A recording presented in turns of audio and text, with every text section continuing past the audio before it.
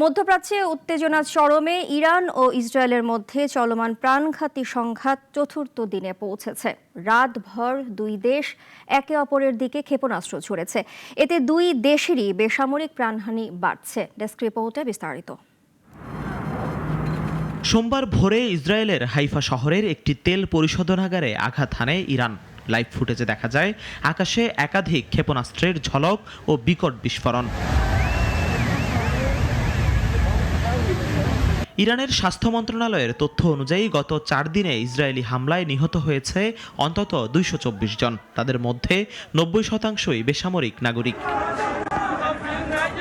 Israeli সেনাবাহিনী জানিয়েছে Iran থেকে ছোড়া একাধিক ক্ষেপণাস্ত্র শনাক্ত করে প্রতিহত করা হয়েছে। তবে দেশটির বিভিন্ন শহরে আঘাত লাগার ঘটনাও ঘটেছে। ইসরায়েল জানায় এখন পর্যন্ত 14 জন নিহত হয়েছে, যাদের মধ্যে শিশুরাও রয়েছে। এদিকে কানাডার রকিজ অঞ্চলের G7 সম্মেলনে জমায়েত হয়েছেন বিশ্ব নেতারা। সংঘাত রূপ নিচ্ছে বড় পরিসরের আঞ্চলিক যুদ্ধে।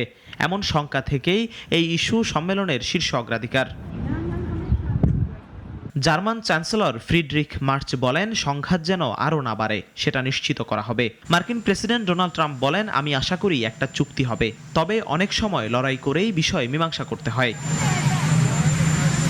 আঞ্চলিক এই সংঘাতে সবচেয়ে বেশি ভুগছে সাধারণ মানুষ। তেহরান ও তেল আবিবের হাসপাতালগুলোতে উপচে পড়ছে আহতদের ভিড়। আন্তর্জাতিক সম্প্রদায় কূটনৈতিক সমাধানের আহ্বান জানালেও বাস্তবে যুদ্ধ থামার কোনো লক্ষণ নেই।